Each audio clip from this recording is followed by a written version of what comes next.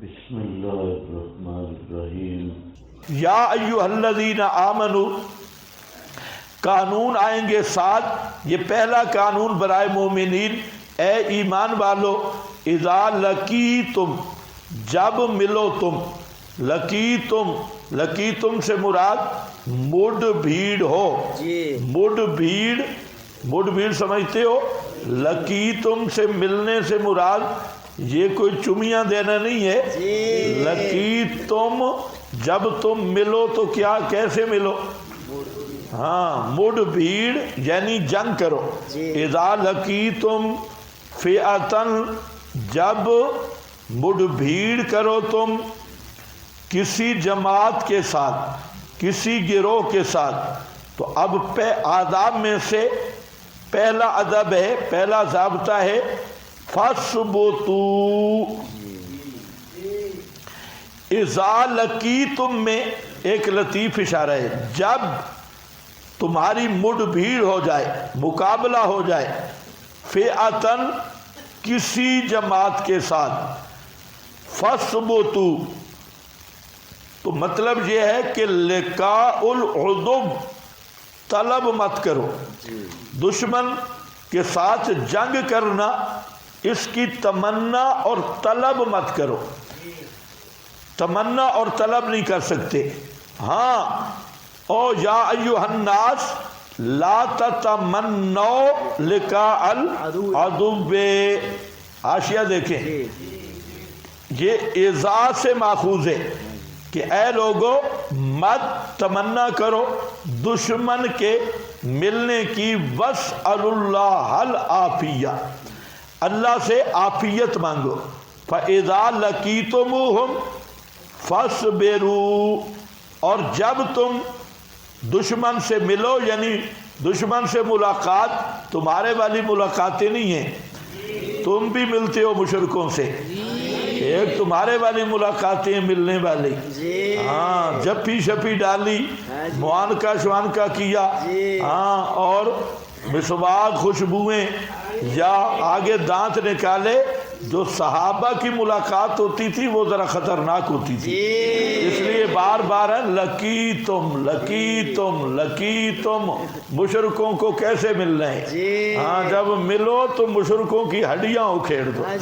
ہاں، تو یہ لقیتم میں، لقیتم فاصبروا واعلموا ان الجنت تحت ظلال السیوف، اور جان لو کہ جنت تلواروں کے سائے کے نیچے ہے۔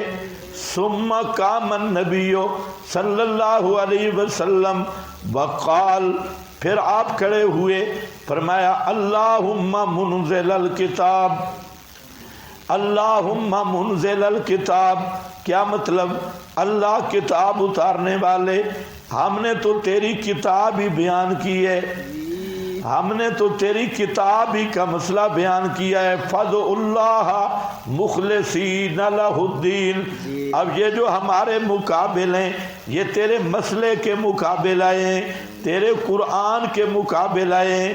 منزل الکتاب، مجر یا صحاب، بادلوں کو جاری کرنے والا، اپنی رحمت کو متوجہ کر دے، ہم پہ بھی رحمت کے بادلوں کا سایہ کر دے۔ بہازم الاحزاب، جماعتوں کو شکست دینے والے اللہ، ان کو شکست دے دے۔ وانصرنا علیہم، ہماری مدد کر ان کے مقابلہ میں۔ تو یہ کیا ہے؟ اذا لقیتم، جب تم دشمن سے ملو، فئۃً، دشمن کی کسی جماعت سے ملو، یعنی ان سے لڑائی ہو، فَاثْبُتُوا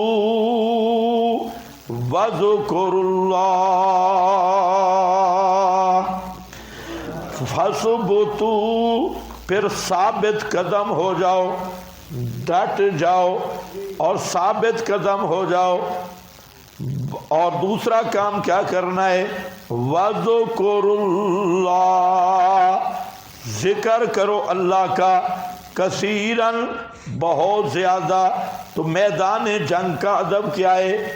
ثابت قدمی، ڈٹ جاؤ ہمت کے ساتھ، پسپا مت ہو. اور دوسرا کیا کرنا ہے؟ وَذْكُرُ اللَّهَ، کس کو نام کو یاد کرنا ہے؟ کس کے نعرے لگانے ہیں؟ یہ جنگ کے نعرے ہیں. وَذْكُرُ اللَّهَ، اس ذکر میں اللہ کا نام یعنی اللہ سے مدد مانگو. وَذْكُرُ اللَّهَ، یہ ذکر سے مراد دعا ہے. وَذْكُرُ اللَّهَ یہاں ذکر بے معنت دعا ہے. اور نیچے لکھا ہے وَذْكُرُ اللَّهَ مُسْتَنْصِرِينَ بِهِ دَاعِينَ لَهُ عَلَىٰ عُدُوِّكُمْ اللَّهُمَّ اخْذُلْهُمْ اللَّهُمَّ اقْطَعْ دَابِرَهُمْ. ہم صحیح کر لو دابرہم. تو اذکر اللہ، اللہ کو یاد کرو. وہاں یا علی کے نعرے مت لگاؤ. حیدری حیدری مت کرو بے ایمانو. ادھر نعرے کیا ہوتے ہیں؟ حیدری حیدری، ہو پیرا، ہو مشرکہ. یہی مشرک پلیت ہے. اب تو جناب آپ کا فوجی بھی میدان میں جاتا ہے حیدری. یہ حیدری حیدری نہیں، وَذْكُرُ اللَّهَ كَثِيرًا. کس کا نعرہ لگانا ہے؟ صرف اللہ کا. ہاں جیسے جہاں آپ لگا رہے ہیں. کیسے؟ وَذْكُرُ اللَّهَ. وَذْكُرُ اللَّهَ کا معنی کرو یاد کرو اللہ کو. یاد کرو کس کو؟ اللہ کو یاد کرو. پتہ لگا یہ بھی آداب جنگ میں سے ہے کہ میدان جہاد میں نعرہ صرف تکبیر کا ہوگا. صرف نعرہ تکبیر ہوگا، اللہ اکبر. اور یہی نعرہ بھی کیسے ہوگا؟ جب تلوار فائرنگ ہوگی.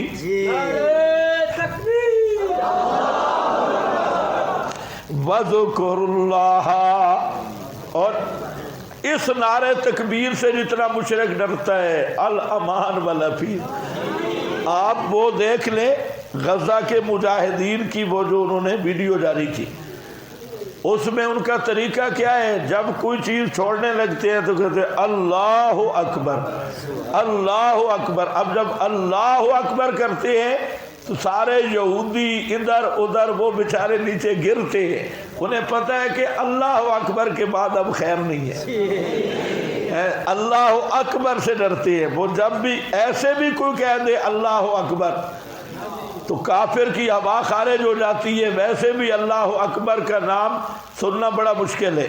اور میدان جہاد میں اللہ اکبر، اگر کوئی فوجی پولیس والا آپ کی تلاشی لے رہا ہو اور آپ اس وقت کہہ دے اللہ اکبر، چوکی کے قریب سے آپ کہہ دے اللہ اکبر، تو پھر دیکھیں کیا بنتا ہے اللہ اکبر. جیسے شیطان اذان سن کے بھاگتا ہے وَلَهُ ذُرَاتٌ، یہ ان سب کے ہوتے ہیں وَلَهُ ذُرَاتٌ. اس لیے میدان جہاد میں ذکر الہی کی بڑی شان ہے. اذکر اللہ. ویسے عام وہاں پر بھی ذکر جاری نہیں ہے، لیکن جب حملہ آور ہو تو بے شک کہو اللہ اکبر. یہ اللہ اکبر کہہ کے حملہ کرو، بالکل اجازت ہے.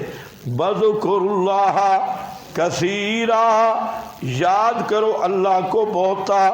تو اس ذکر سے مراد ایک وہ ذکر بھی ہے، اور یہ اصل مقصود اس سے کیا ہے؟ دعا. ادعوا اللہ بالنصرت والظفر بہم. معلم التنزیل کا حوالہ ہے ادعوا اللہ بالنصرت والظفر بہم. تو اذکر اللہ سورۃ البقرہ ذرا نکالیں. ربنا افرغ علینا، مجاہدین کی دعائیں 286.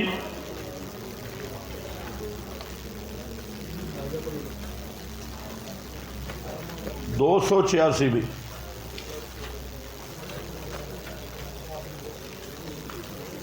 یہ ہے اذکر اللہ. ربنا افرغ علینا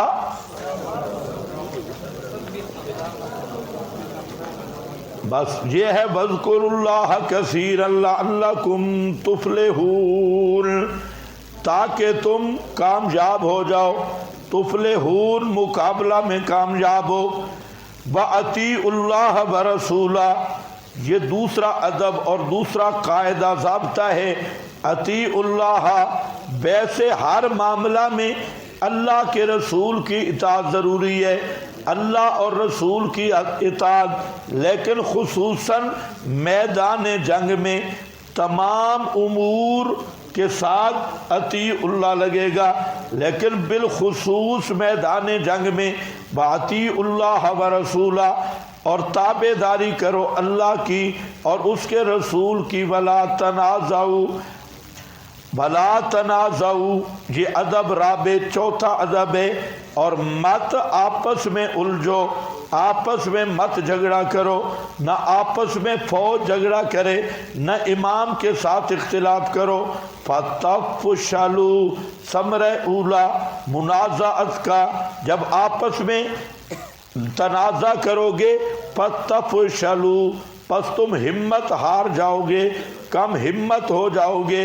وَتَذْهَبَ رِيحُكُمْ، اور ختم ہو جائے گا روب تمہارا، ریحکم روب، قوتکم بحدتکم۔ ابن کثیر۔ اور پانچواں ادب ہے وَاصْبِرُوا، ڈٹ جاؤ، کیونکہ میدان جنگ میں بہت کچھ برداشت کرنا پڑتا ہے، بھوک بھی، پیاس بھی، اور ہر طرح کے تنگی حالات وہاں برداشت کرنے پڑتے ہیں۔ تو پانچواں ادب یہ ہے وَاصْبِرُوا، ہر امر ناگوار میں صبر کرو، مستقل مزاج رہو۔